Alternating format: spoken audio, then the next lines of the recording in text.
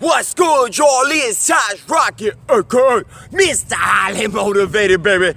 Here to get you motivated, baby. And we out here at Vacation Out Park in front of the motorboat pond here in San Diego, California. And we here for Motivated Mondays, episode number 36. And I'm gonna help you get mentally rich today, because today what we talking about is use frustration as fuel. That's right, use frustration as fuel. Now, why I'm bringing up this topic of use frustration as your fuel is because I just got done getting fueled up, that's right, with this IRONMAN 70.3. I just completed my second 70.3 distance up in Santa Cruz, California, and your boy got it done, but I had a lot of frustration during the process of completing this race, and even just on the way there and on the way back. Now, I'm gonna tie this in, but I'm gonna break it down. So, this race, 70.3 miles. You swim 1.2, we swam 1.2 around the wharf in Santa Cruz, the pier in Santa Cruz, and then you go run up a quarter mile out of the water on cement, get onto your bike, and then you bike 56 miles out and back, and then you run a half marathon 13.1. Now, this race right here that I did, it was absolutely beautiful. It was astonishing.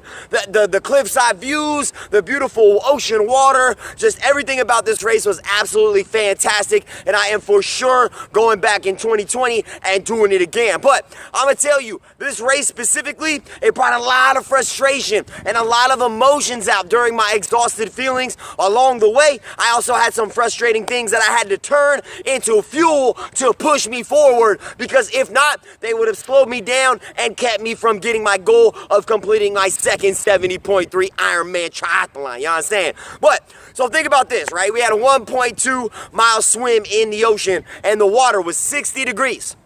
That is mandatory wetsuit temperature. That is freezing. I'm not used to swimming in that cold of water consistently. And when you get out there, it is freezing. You have to literally jump in the water before you even swim, like 30, 45 minutes before, just to acclimate your body. And unfortunately, your body comes back to warm temperatures. But I got in the water, got warmed up, basically had to blow bubbles to get my body acclimated so I wouldn't have shock when I jump in the water and have to like doggy paddle to catch my breath and calm my whole nervous system down. But got the warm up in. But we go in the waves of 5 people at a time, and I put myself in a time slot of 37 to 40 estimated finish time. My swim is my slowest portion of the race. I'm definitely getting faster, but I'm still not where I'm eventually going to be in terms of my pro conditions and pro performance. But basically be going waves of 5, right? So I went in a wave of 5, and everybody was kind of hesitant running in, and I'm always hesitant because I've ran in before and completely ran out of breath and tried to get about 10 strokes in, then I had to catch my breath and doggy paddle. Not this time. I swam the whole time, no problemo. But I did have some frustrating situations, because even though people are putting themselves in estimated time completions, there's a lot of people that put themselves in the wrong time slot. And a lot of those people happen to be in my time slot. They literally were slow, and I ran into multiple people. I also had people that didn't know where they're going, couldn't navigate in the water, got hit in the side. People were grabbing my legs. People are headbutting me on the other side. I got people that are trying to swim over me. I'm accidentally swimming. It's just madness. So on top of the water just being absolutely frigid and freezing, you got people that are just clawing, scratching. It's literally like a fight for survival, because it is a race, but you know, for a lot of people, they're not trying to win, including myself. It's just more of a training competition. But the frustrating part is it's not only freezing and you're uncomfortable and you're trying to get your breath and your stroke right, but you got people grabbing onto you, running into you, jumping over you, jumping under you, freaking out, and then all of a sudden doggy paddling. Then you're like, what is going on? Kicking water up. So that frustration just initially had already kind of like created this frustrating feeling inside my body, and I'm like, man, that's minute 5, and I still got 35 minutes of swimming to go in this icy cold water, all the way out and all the way back. And I'm, about halfway through. I don't swim almost 3,000 yards consistently, so my shoulders got tired. And as you get tired, more frustration builds up. So you got people climbing or going crazy in the water is freezing, and then exhaustion kicks in. So those 3 things, even just in the beginning of my triathlon, the first 1.2 miles of the whole 70.3, I had already got this frustration. But when I'm in that water and I'm getting, and swimming is my least acclimated sport. I'm least familiar with swimming in general. But like as I'm out in the water and I'm going and I'm working and I'm stroking and I'm making it happen and I'm doing my thing in that beautiful blue as you see behind me. This is just a pond, but I was in the ocean. But as I'm out there, you get hit in the face with swells, messes up your breath, so on and so. It's just all types of stuff has happened. It's Mother Earth and it's the ocean, which is the dominant part of the whole Earth,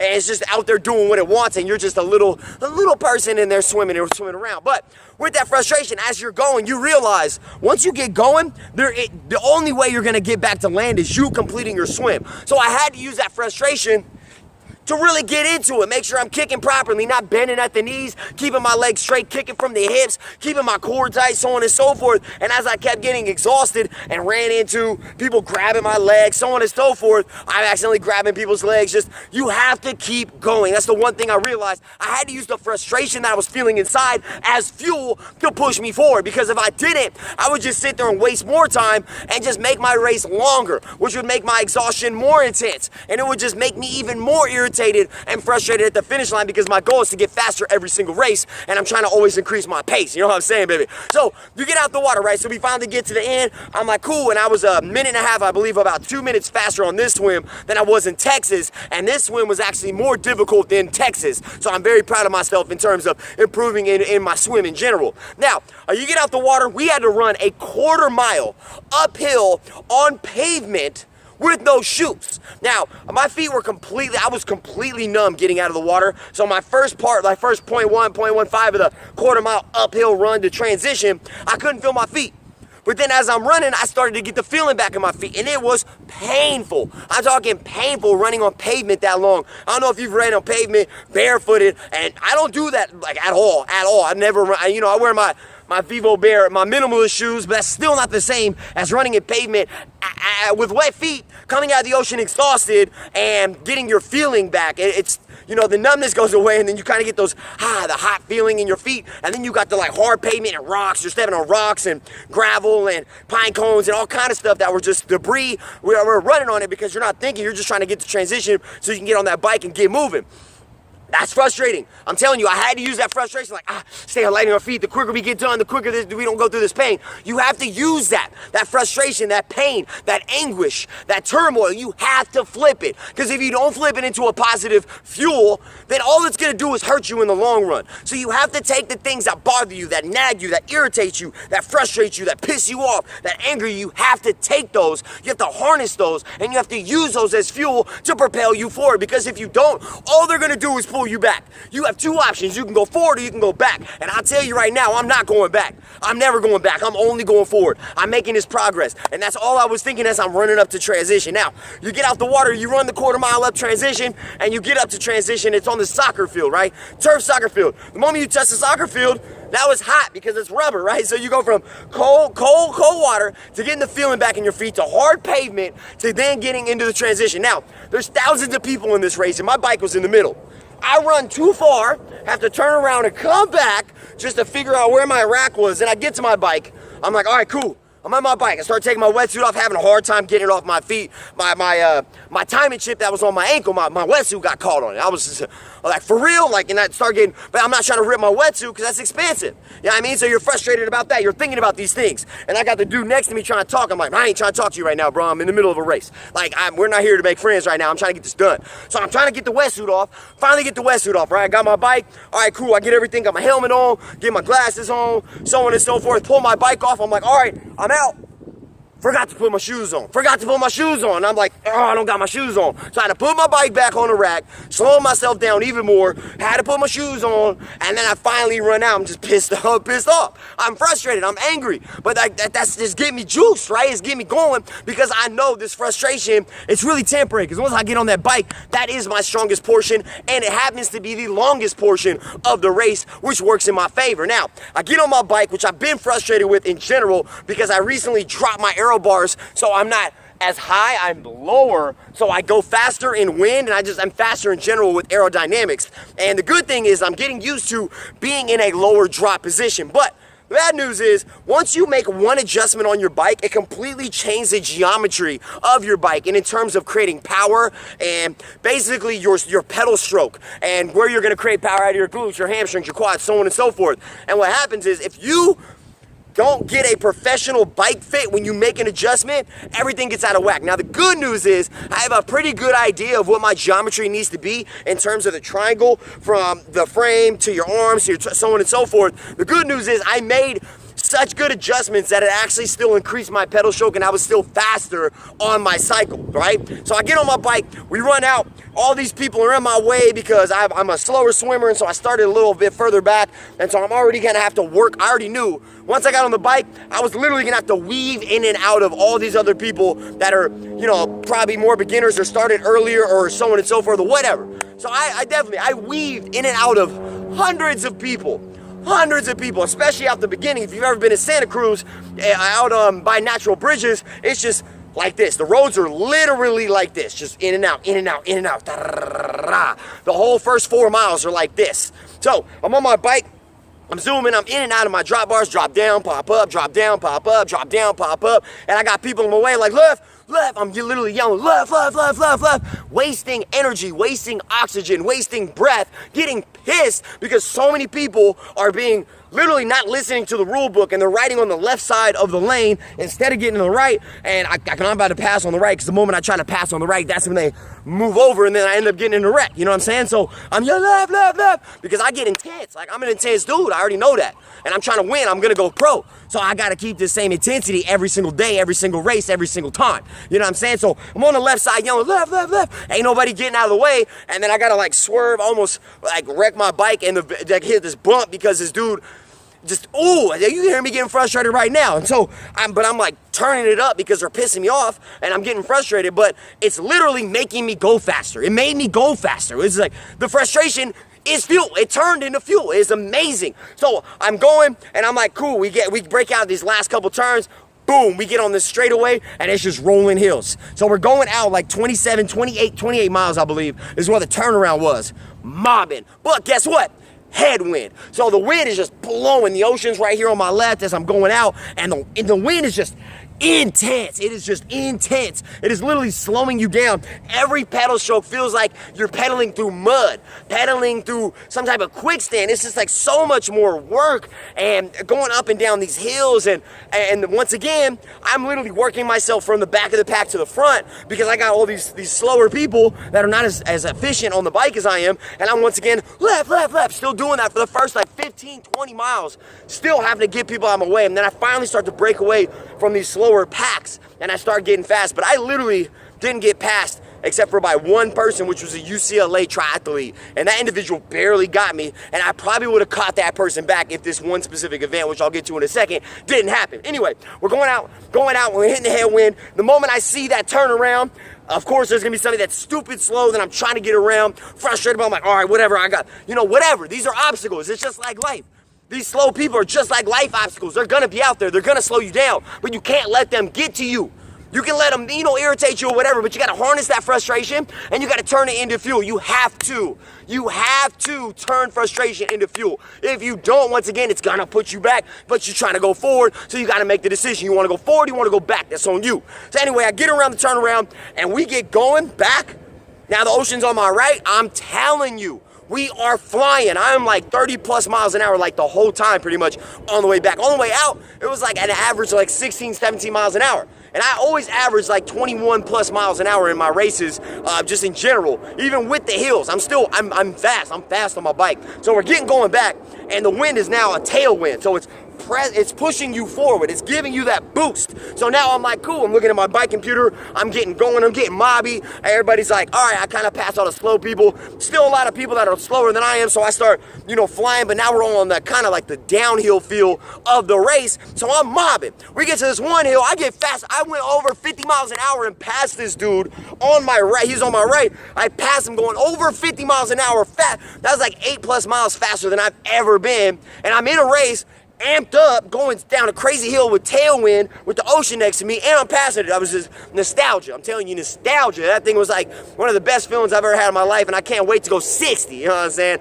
But with this frustration of like, all right, I'm just trying to catch up to my hypothetical ghost person that I'm trying to catch. That's what I'm always thinking. Like, there's somebody out there that I gotta beat. I don't know who it is, but I'm trying to win.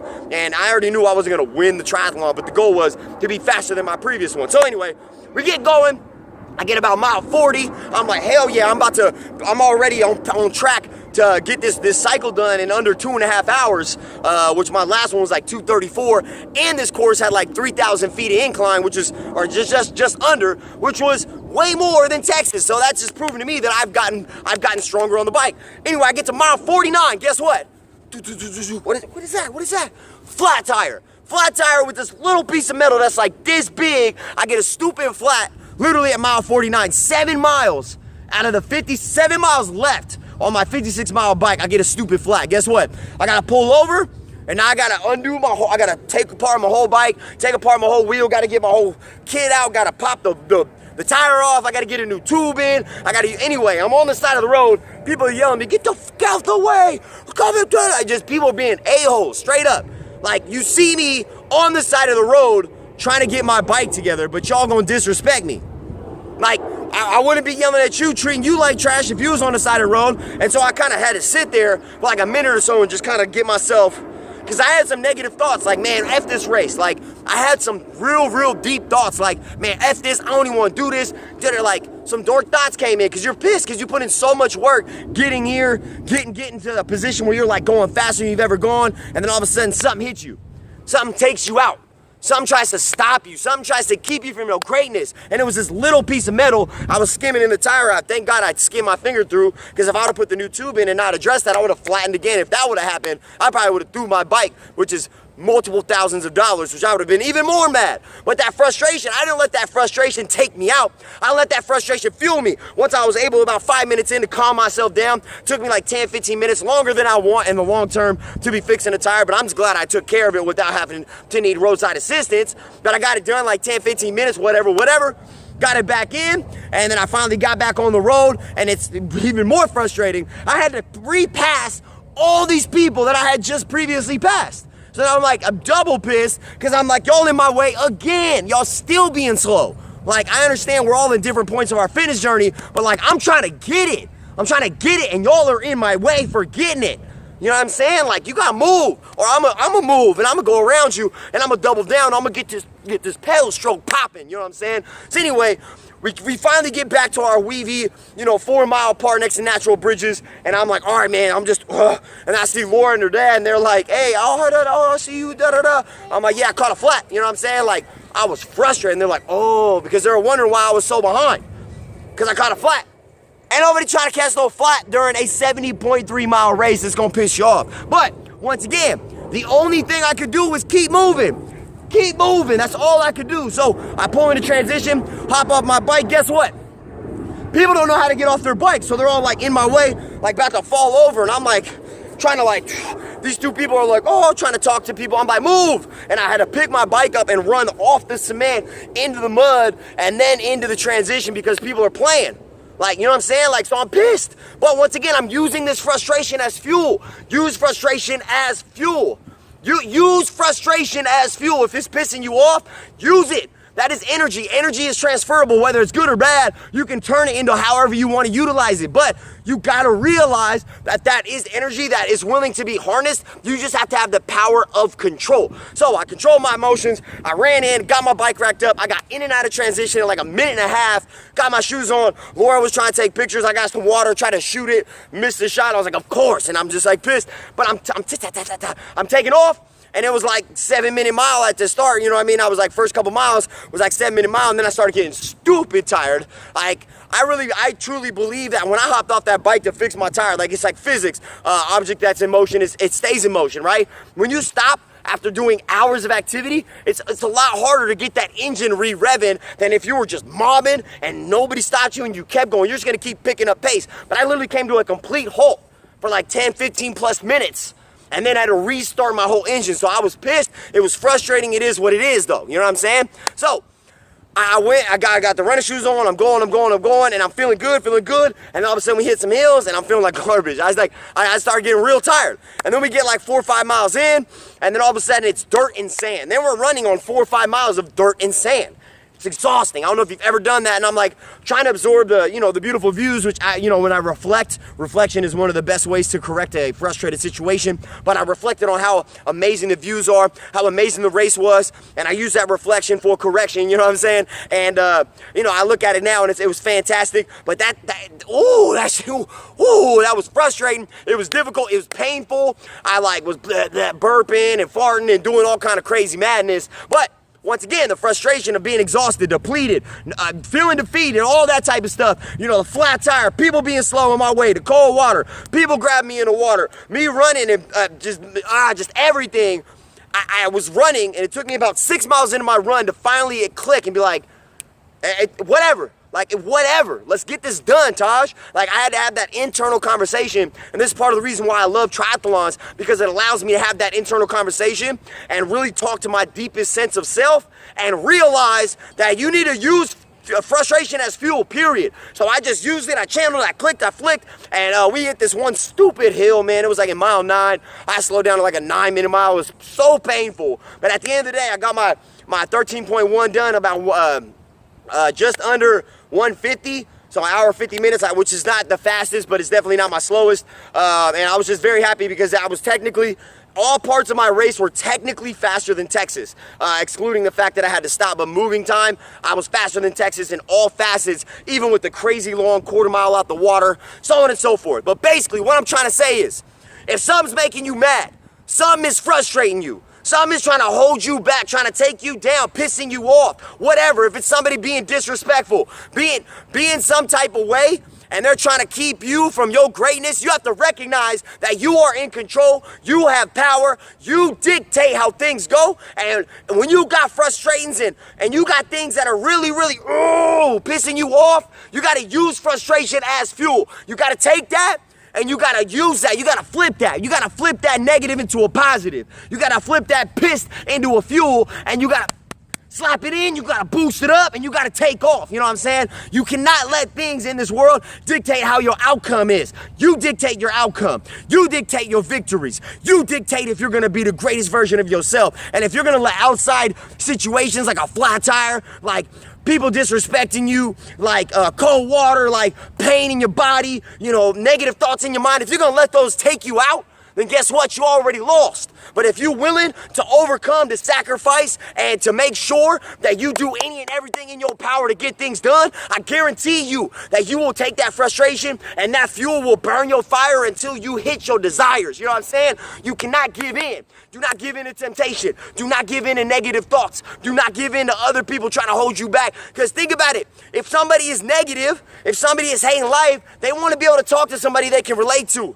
They want to see you negative and pissed, because then it basically okays their situation.